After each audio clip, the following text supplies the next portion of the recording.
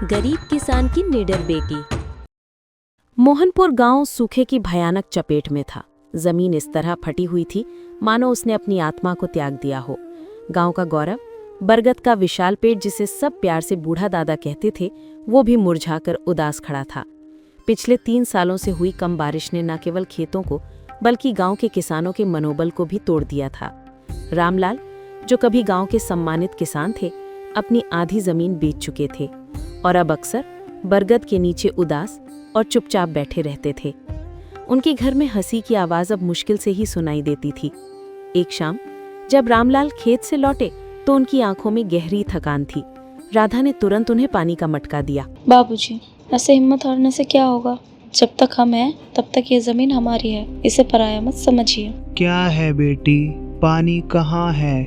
देख नहीं रही जमीन प्यासी है। बिना पानी के ये जमीन क्या, हमारा जीवन भी बंजर हो चुका है। और वह बलदेव प्रधान तो है ही नहीं, वह तो गांव का सौदागर बन बैठा है। वह हमारी मजबूरी का फायदा उठा रहा है। गांव का प्रधान बलदेव सिंह अपनी ताकत और पैसे का बेजा इस्तेमाल कर रहा था। उसकी शहर के बड़े बिल्डरों से सांठ-गांठ थी और वो मोहनपुर की उपजाऊ जमीन को कौड़ियों के भाव हड़प कर उन्हें बेचना चाहता था। उसका उद्देश्य गांव की भलाई नहीं बल्कि अपनी तिजोरी भरना था। अगले दिन दोपहर के सन्नाटे में जब हवा भी थमसी गई थी, बलदेव सिंह अपने 2 मजबूत आदमियों कालू और गणपत के साथ रामलाल के घर पहुंचा। उनके पैरों की आहट से घर में एक डर का माहौल बन गया। देख रामलाल, मैंने पिछली बार भी साफ साफ कहा था, अब तेरी आखिरी 1.5 बीघा जमीन भी मुझे दे दे। 50,000 दे रहा हूँ, चुपचाप ले ले और यहाँ से शहर निकल जा।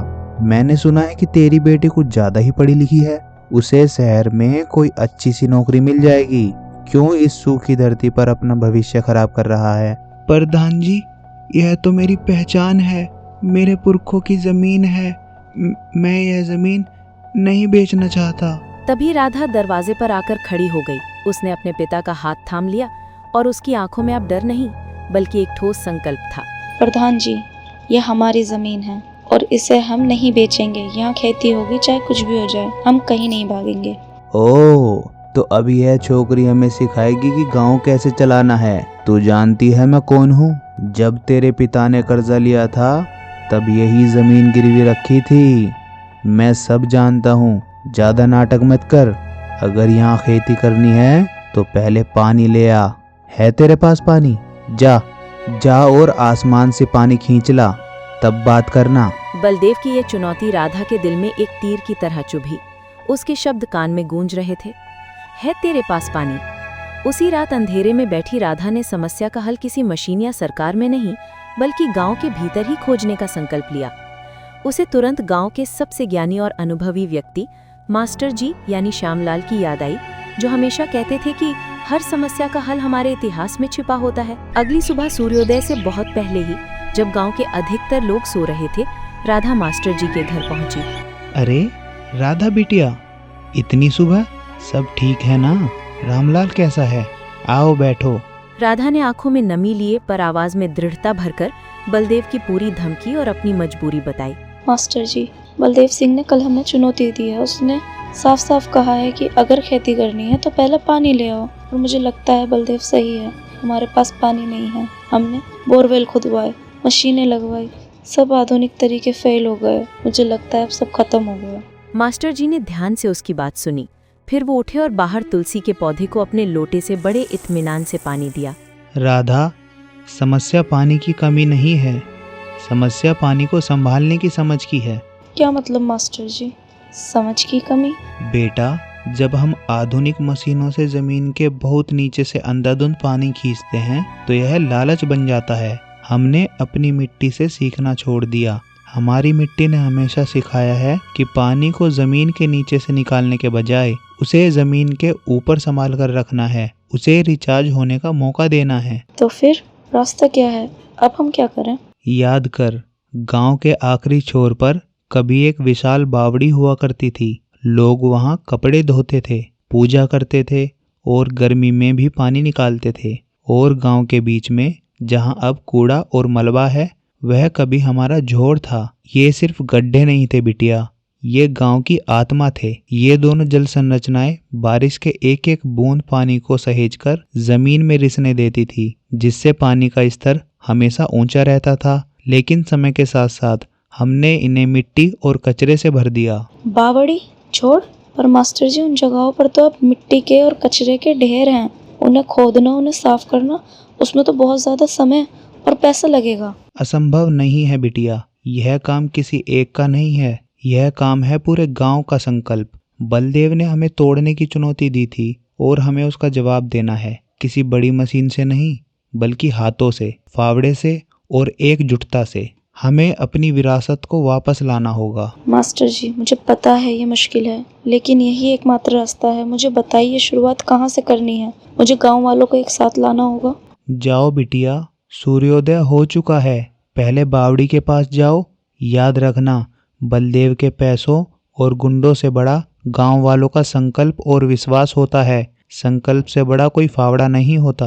राधा ने तुरंत गांव के बीचों बीच पीपल के पेड़ के नीचे एक सभा बुलाई। उसने बलदेव की चुनौती और मास्टर जी के समाधान के बारे में पूरी बात बताई। हमें बलदेव को जवाब देना होगा। अगर हम अपनी जमीन बचाना चाहते हैं तो हमें अपना पानी वापस लाना होगा। हमें अपनी सदियों पुरानी बावड़ी और जोड़ को फिर से जीवित करना होगा।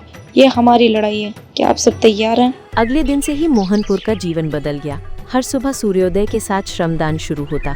बूढ़े, जवान, महिलाएं, बच्चे, हर कोई अपने अपने फावड़े और तसले लेकर बावड़ी के पास पहुंच जाता। मिट्टी हटाने, कचरा साफ करने और पत्थरों को तोड़ने का काम चल पड़ा। बलदेव सिंह को गांव की ये एकजुटता पसंद नहीं आई। उसने अपनी ताकत का इस्तेमाल करने का फैसला किया। एक रात बलदेव ने कालू और गणपत को भेजकर खुदाई वाली जगह पर बड़े बड़ी पत्थर, लट्ठे और भारी मलबा डलवा दिया ताकि गांव वाले काम छोड़ दे। अगले दिन गांव वाले काम पर पहुंचे तो हताश थे। राधा, यह प्रधान हमें काम नहीं करने देगा। यह साफ साफ गुंडागर्दी है। हमें पुलिस के पास जाना चाहिए। नहीं बाबूजी, प्रधान को लगता है हम टूट जाएंगे। वो सिर्फ हमारी मेहनत को रोकना चाहता है। हम इसे एक चुनौती के रूप में लेंगे। मास्टर जी ने कहा था, बावड़ी खोदना सिर्फ जमीन खोदना नहीं, ये हमारी एकजुटता को गहरा करना है। राधा की बातों से गांव वालों में फिर से जोश आ गया। उन्होंने मिलकर रात भर डाले गए पत्थरों को हटाया और अगले दिन उन्होंने दुगने उत्साह से काम किया। ये गांव की मेहनत और बलदेव के अहंकार की लड़ाई बन चुकी थी। 1 महीने की कड़ी मेहनत के बाद बावड़ी के मुंह को पूरी तरह खोल दिया गया। गांव वालों की उम्मीद अब अपनी चरम सीमा पर थी। एक शाम जब सूरज डूब रहा था और मिट्टी के आखिरी परत को फावड़े से हटाया गया, तभी अचानक नीचे से ठंडी नम हवा का एक झोंका आया जिसने सबके चेहरों को छू लिया। पानी मिल गया। नीचे बावड़ी के तल पर मिट्टी के बीच उम्मीद का छोटा सा गड्ढा दिखाई दिया, जिसमें निर्मल पानी की एक पतली धारा बह रही थी। गांव में खुशी की लहर दौड़ गई। ये हमारी जीत है, ये हमारे संकल्प की जीत है। अगले ही हफ्ते जैसे प्रकृति ने गांव के संकल्प को आशीर्वाद दिया हो, आसमान में काले बादल छा गए और तेज बारिश शुरू हो गई। बारिश एक दिन नहीं बल्कि लगातार 3 दिन तक होती रही। देखो राधा, प्रकृति ने हमें कभी निराश नहीं किया। हमने सहेजना सीखा और प्रकृति ने देना शुरू कर दिया। अब यह तुम्हारी जमीन की प्यास बुझाएगा और बलदेव की लालच की आग को शांत करेगा। बावड़ी और जोहड़ दोनों ही बारिश के पानी से पूरी तरह भर गए। जल स्तर इतना ऊपर आ गया कि गांव के सभी सूखे हैंडपंप में फिर से पानी आने लगा। बलदेव सिंह ये सब दूर अपनी हवेली की खिड़की से देख रहा था। उसके चेहरे पर निराशा और हार का भाव स्पष्ट था। चलो यहाँ से, अब यहाँ कुछ नहीं बचा। इन गांव वालों को हराना नामुमकिन है। इनकी एकता मेरी जमीन की लालच से बड़ी निकली। अब ये जमीन नहीं बेचेंगे। बलदेव रातों रात गांव छोड़कर भाग गया। अगले कुछ महीनों में मोहनपुर का चेहरा पूरी तरह बदल गया। हैंडपंप फिर से काम करने लगे, खेतों में फसलें लहलहाने लगी और सबसे बड़ा बदलाव बूढ़ा दादा बरगद के पेड़ में आया। उसके सूखे तने में फिर से हरी पत्तियां निकल आईं।